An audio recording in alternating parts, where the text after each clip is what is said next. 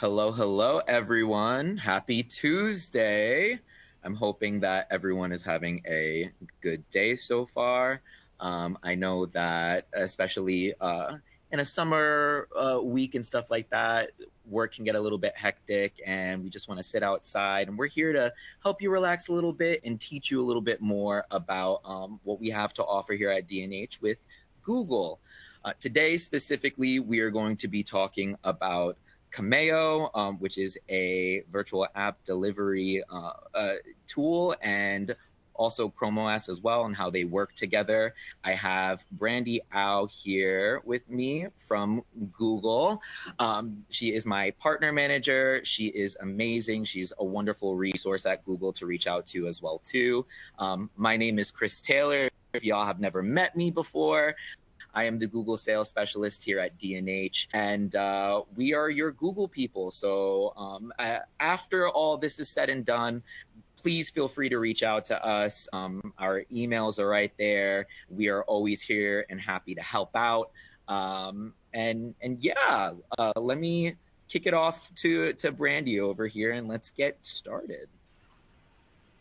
Awesome. Thanks, Chris. Yeah, I echo Chris. I know summertime is a time of the year when everybody is itching to get out and probably not wanting to sit at their computers all day, yet here we are. So we will try to make this time as informative as possible. What are we going to talk about today? Well, I would venture to guess that most of you tuned in because there's some curiosity around what is Cameyo. So we'll certainly dive into that, as well as the broader landscape around virtualization, why Google is talking about Cameyo now, and what the opportunities are there for your customers, as well as for yourself. And then we also want to make sure that our partners are familiar with Google's complete set of enterprise solutions. So we will dive a little bit into, this may be a refresher for some, and for some it might be new information. How does ChromeOS and Chromebook Plus fit into Google's enterprise solution stack, and really what is the benefit there for you and your customers? Before we jump into the content, I want to ground us in what is happening in endpoint technology today. So take a look at this poll question for those who are tuned in live, and please give us your feedback on what percentage of your customers primarily work in the web. I will flip over and we can start to see some of these results come in. Right, Chris, you and I work on Google solutions, which are very web forward, built for the way that people work today. What do you see in terms of, when you're talking to your resellers, and how much of their customers are almost fully, if not completely, web-based? 100%. I definitely have seen many of our customers, and even myself including, with what I do at D&H, majority of companies nowadays usually have about like 1 to 2 critical mission apps that they need actually built onto their hardware or servers, and the rest of the stuff that they're doing, I'm going to say probably 80% of the time, is going to be directly on the web. I mean, I've got the Outlook app on my actual device, and yet I still use the browser. Obviously, working with you and Google, we do lots of our different things online. So I know for a fact with the wave of the future and just how it's been, whether it be, actually working at a company or even schooling and stuff like that, we're just moving towards all that web-based platforms nowadays. Don't you ever find that interesting, seeing the way how society shapes itself as technology keeps on going on? Yeah, I do think that there's definitely some, if you look at the bigger market, there's some industries or some sectors, and I'm sure our resellers work with a variety of industries. Some tend to be earlier adopters, and some are laggards, but for good reason, right? I think, over 20, 30 plus years of working, with devices, that there's a lot of data that has been stored in these legacy systems. And so if you are a customer that has a lot of your data stored in legacy systems, it's not an overnight shift. And so it's really, then the question becomes, how can we incrementally drive value and start to help those customers modernize, given that we do think that the future of work is web-based. I see a great variety of answers on this Very mixed slide. bag here. Yes, definitely. Yeah, the distribution is interesting. I think that it shows there are definitely customers out there that are waiting to modernize. And this might be reflective of an audience that you are dealing with, maybe more of a legacy app stack. This is a great segue into talking about some broad-based trends that we just want to share with the audience. So in a recent survey that Forrester did, they interviewed over 600 IT professionals. 9 out of 10 believe that the future of end user computing is web-based. So that's theoretical, that's the vision, that's where people think things are going. If you look on the right-hand side, even though people do believe in the benefits of web apps, right? Web apps are easier to deploy, they're easier to update and maintain, they're real time, so they help with collaboration, and they overall provide a better end user experience. However, the reality is that at least 50% of enterprise apps are still client-based. So what does that mean? To me, it means that there's a vision that resellers and customers are trying to get to with moving most, if not all, to the web. But there is this everyday reality of a legacy app stack that is preventing them from getting there. So what this means on the ground is that you have IT clients that are currently managing 2 different application environments. On the one hand, they're managing access to web apps and everything around the deployment and the authentication and the data management within those web apps, but they're also managing the same concerns in the legacy apps. So it's not the best experience to be operating in this dual environment, both from our partners and IT clients' perspective, but also from the end user's perspective. Think about a situation where you're on a desktop and there is most of the work you're doing in a web browser, but then there might be that one legacy app that you have to log into a completely different, separated, virtualized desktop to access that one app. And everything around that app experience is painful. It's slow to load, it's slow to perform, and there's just multiple steps required to get to that app. So when we put all of that together, the management aspect of that is painful and inefficient. And it also creates this sort of bifurcated, disjointed experience for the end user. And I can say from personal experience myself with what we have to do here at D&H, not everyone, obviously, but for me and my job, I do everything primarily within the browser, right? So most of my emails are going to be through there. I work a lot with like PowerPoint slides or anything else, Excel files. They're probably going to be more based off of the web itself. But then whenever I need to do anything regarding like quoting or trying to make sure that I can look up things for accounts, whether they are authorized or not to actually purchase Google and stuff like that, I have to go and make sure that I'm logged into my VPN. And then from there, I got to go and log into my virtual desktop.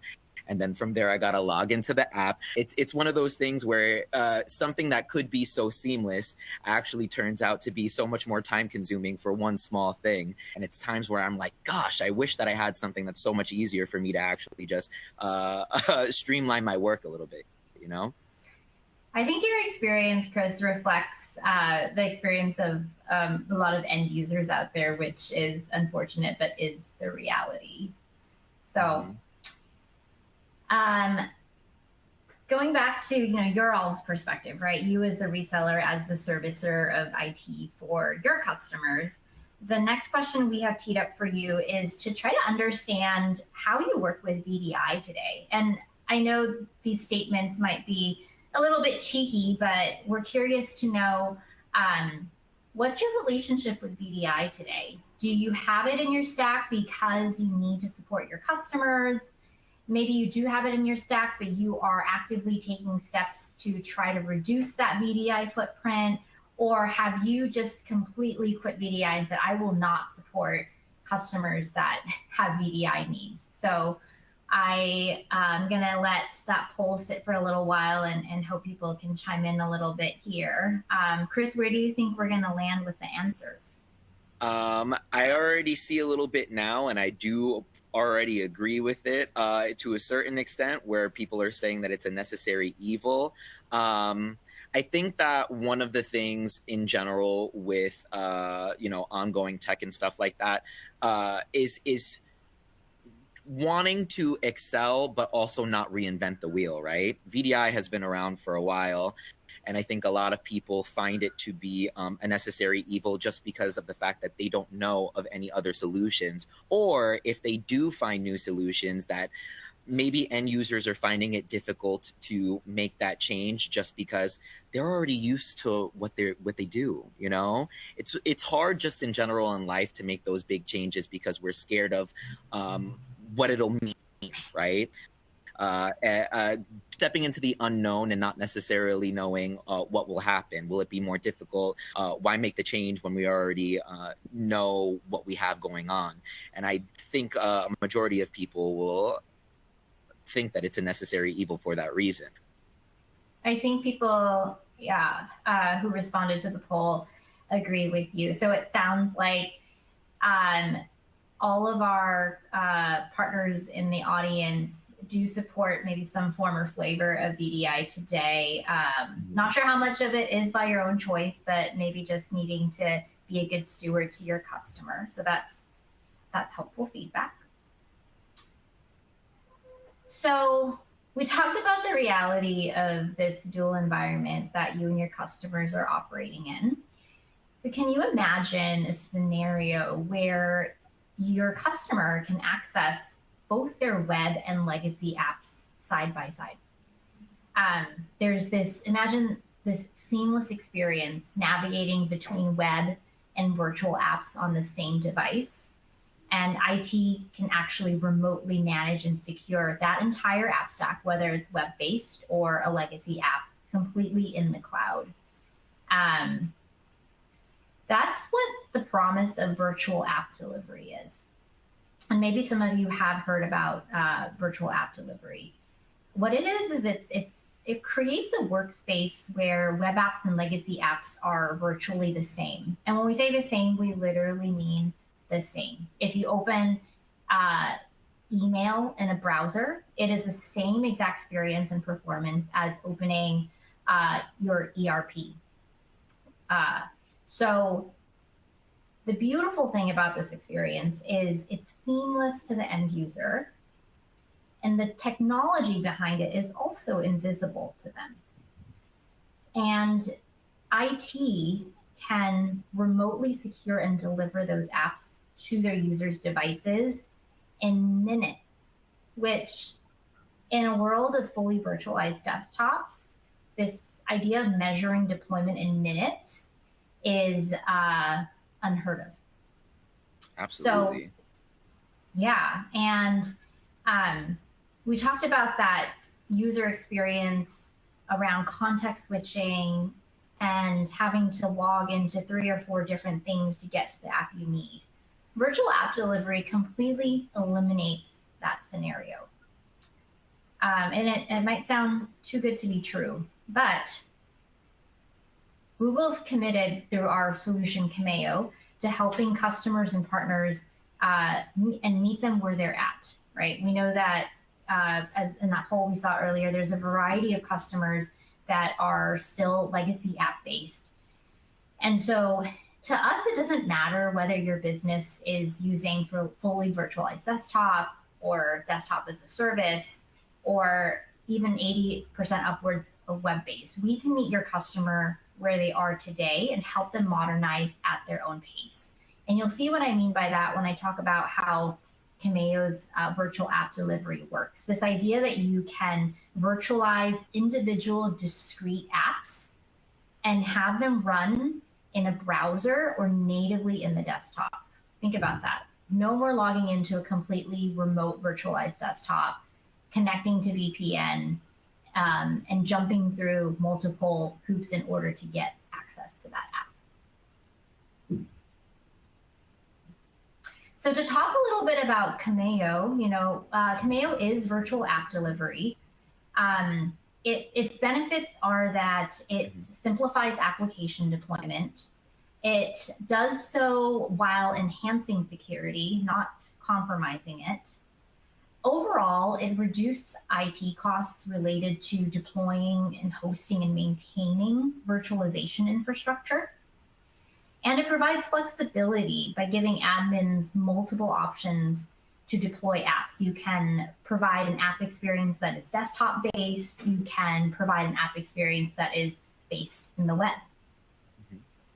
So our last poll question for the audience.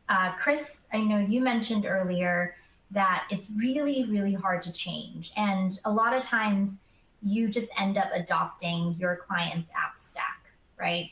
So we want to try to open up doors here, right? And so think a little bit, we're just curious, like if you do have VDI today, what would be the most important reason for you to consider changing your virtualization solution or the way that you do things?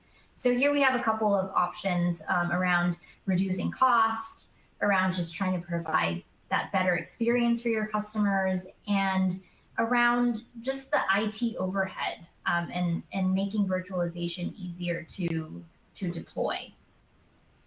So, I mean, I think it's kind of mean to have people pick one because I think these would all resonate with people. Absolutely. So it's pretty split across the board. Any thoughts on this? Yeah, for sure. I mean, I'm going to piggyback based off of what you were saying earlier before, where, having a tool like Cameyo essentially makes things not only just easier to deploy, but also easier to manage as well, too. The way that I like to say it, as many people do, time is money, right? Time is money, and it takes a long time to get set up with a virtual desktop infrastructure. And also, too, just the cost by itself, aside from the time that takes away, I think really, really starts to add up. So when you see a solution like this that is not just saving on cost, but also too saving on time, that makes all the difference in itself. So even though everything is just as important, I do agree with you as that. And clearly the audience does as well too, because we're split evenly down the middle with everything. I definitely think that makes all the difference when it comes to deploying apps and stuff like that. Yeah. I think, not a trick question at all. Really, the beauty of Cameyo is that our customers and our partners can realize all three benefits when they deploy Cameyo. As I'll show here on the next slide, Cameyo has a tangible benefit on your bottom line. We've done studies to comfortably say, because we've done an exercise to compare costs deploying Cameyo with a similar deployment for fully virtualized desktop. Total cost of ownership for a virtual app delivery solution like Cameyo is 54% lower when compared to VDI. And so when we say total cost of ownership, we we think about the licensing and the application costs, as well as the hardware costs, as well as the operational, what's required to maintain that infrastructure, and then also lower subscription fees. So it's not just the hard cost of what the technology is, but what it takes to maintain that technology. Virtual app delivery can also, just to get a little bit more granular on that 54%, we've seen a reduction in application and licensing costs up to 75%, and also a reduction of overall operating costs by 53%.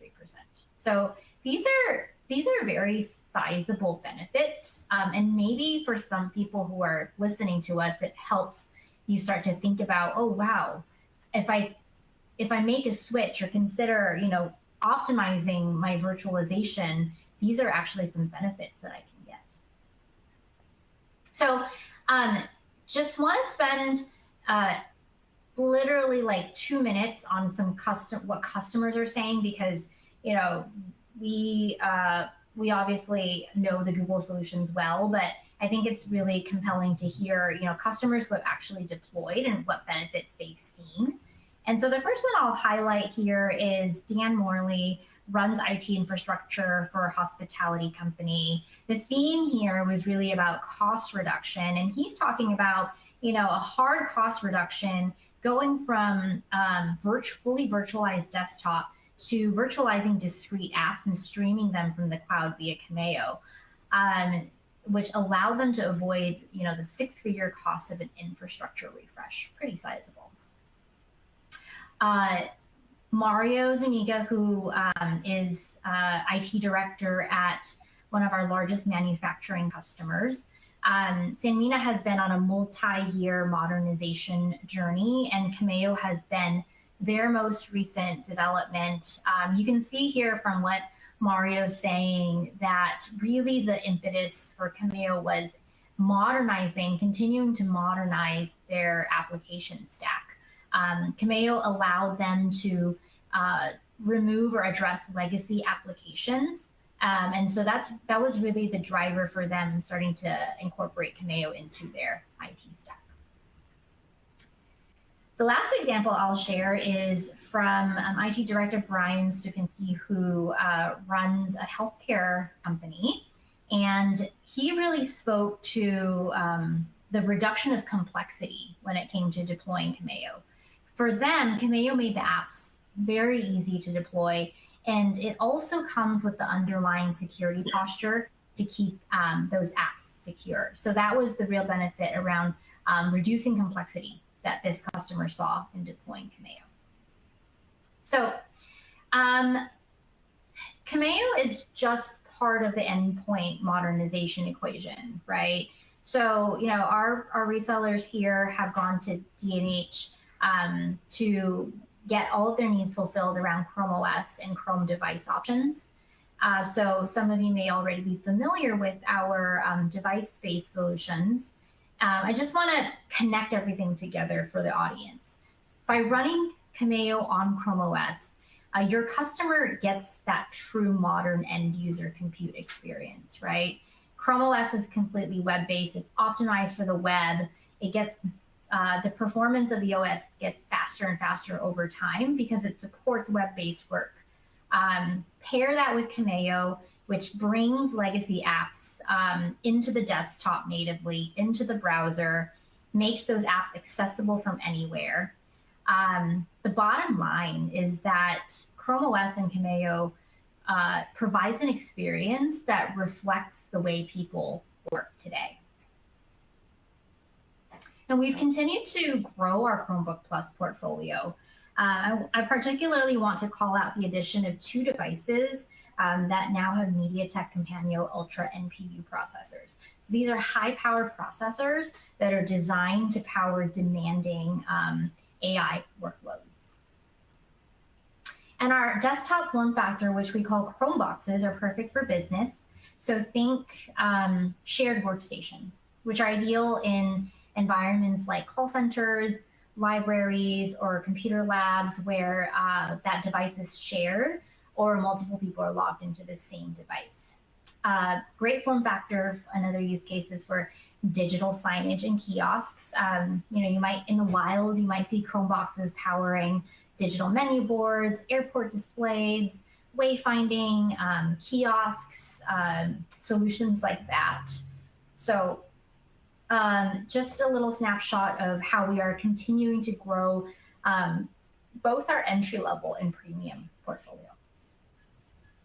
And if anyone is interested in any of those things, by the way, those devices and stuff like that, always feel free to reach out to either me or your D&H sales rep, just because we have a multitude of inventory for both Chromebooks and Chromeboxes. So never feel afraid to ask if interested. Perfect. So now I want to spend just 3 minutes on what this technology looks like. Okay. So this is the experience that somebody gets when they are on Google's enterprise solutions.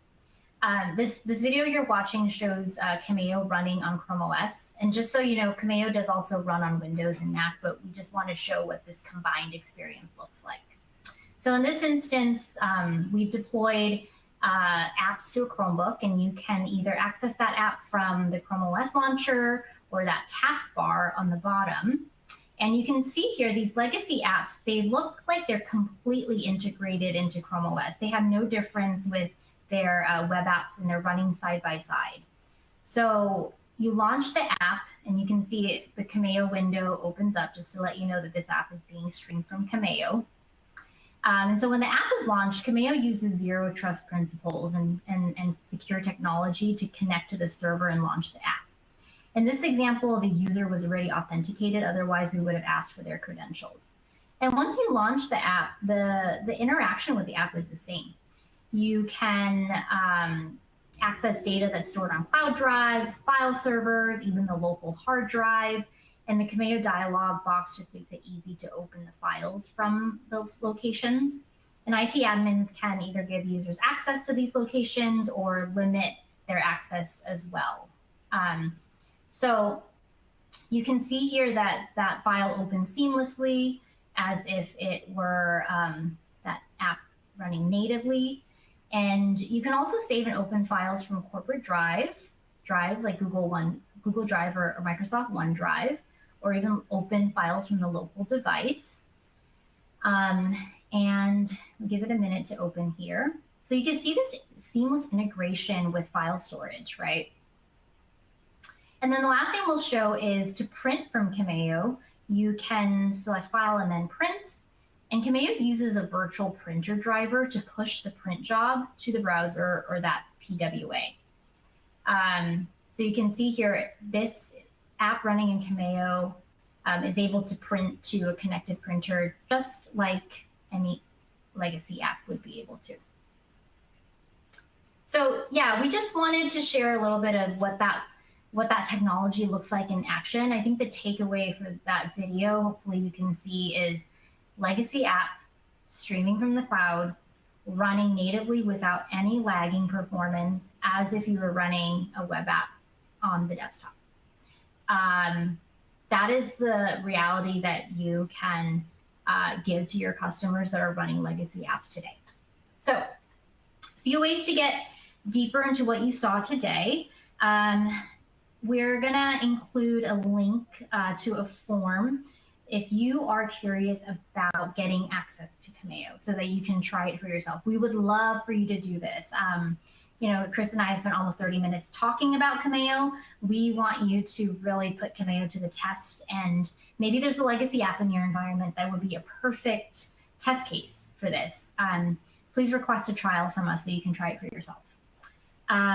You can also reach out to Chris with this sales alias that we have if you want to see a live demo of Cameyo or understand pricing better.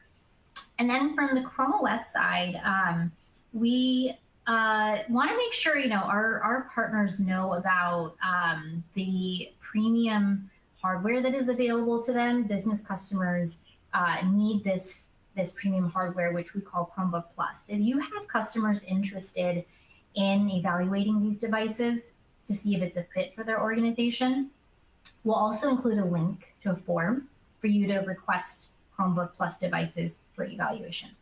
And then the last thing I want to call out is we have so much free training for everybody. No cost to access these trainings, just to log in, and you can get access to Cameyo training, to ChromeOS training, also to our browser solution, which we call Chrome Enterprise Premium. You can scan that QR code, which will take you directly to our training resource, and we'll also share a one-pager after this call with everybody. Chris, you want to tell them about some fun promo we have going on?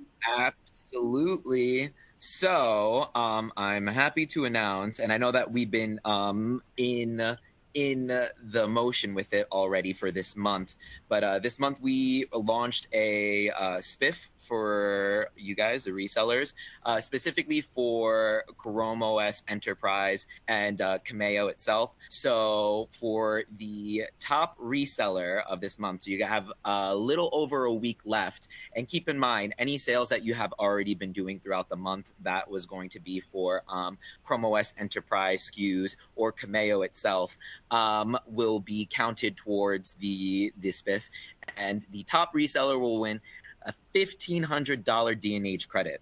$1,500. It's a big deal. That's a lot of money. So by all means, if you have any opportunities that are anything ChromeOS Enterprise or anything that is Cameyo related at all, please feel free to reach out to me. I'm always happy to hop on a call with you and your end user just to really seal the deal with the sale. And you may get $1,500 out of it. So if you need any more additional information on that, do not hesitate to reach out to me. Please feel free to reach out to your sales rep. If they don't know, they'll direct you to me as well too. And let's get some opportunities out there. Also, keep in mind, too, this is just one reseller spiff out of many that we'll have later down the road as well, too. So keep an eye out on your email inboxes for any future contests that we're doing. The prizes always vary. So, you know, next time it might be a top 5 resellers more than just the top 1. It may be different prizes than just credit. We have a lot of different things that are heading towards your way. So please just keep an eye out, because we will be sending out those emails. And last but not least, I don't know if we have any extra time. I don't know if this was on the half hour or not, but happy to take some more questions. If you guys have any questions for us, please feel free to shoot them our way now. I do see that there was one question here. One. Yeah. Yep. Mark has a great question around Cameyo's compatibility with some of the existing tech stack. Mark, I have to get back to you on a few of the tools that you talked about, because I'm not sure. I can say around DLP, one way we've addressed this is if you have Cameyo running in Chrome browser, and you apply what we call Chrome Enterprise Premium, which is our secure managed browser solution. CEP has a lot of DLP rules that you can apply to any app running in Chrome browser. And so if that Cameyo app is running via Chrome browser, those DLP rules will apply. As for your other tech tools that you're asking about, I will have to get back to you on that, and I promise I'll follow up over email with an answer when I consult our partner engineer or our D&H engineer to let you know about the other tools. I see we have another question here as well too from Anthony. Is this primarily an enterprise solution, or can it scale down to SMB from a pricing perspective?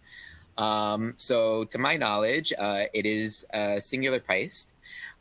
We do have different solutions that could help you out as well too. So like, let's just say, for example, partner service funding. If you need help just getting used to the whole Cameyo infrastructure and you need help with the training and deployment of Cameyo, we do have funds that go towards that if you need that. Not necessarily towards the licensing itself, but we do have different resources to just help in general. Yeah. I think just to add on to what Chris said, Anthony, there's no separate pricing, whether, depending on customer size. But I think Chris can provide that pricing for a single SKU, and it is subscription based. And you'll likely see that the cost of running Cameyo is probably cheaper than what you are currently running. I'm not going to say 100%, but there's a good chance that will be the case.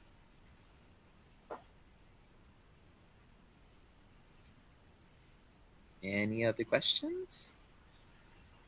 We don't bite. Don't be shy. Everybody is thinking about going outside and enjoying the good weather, which I totally understand. As a person who is currently sitting outside right now looking at the Florida weather, it is nice. It is nice. Yeah. Okay, so I think, we just had another question come in from Wolfram. Will this support legacy healthcare platforms for our small healthcare institutions? So we are in the process of achieving HIPAA compliance for Cameyo. We are not there yet. I'm going to be completely honest.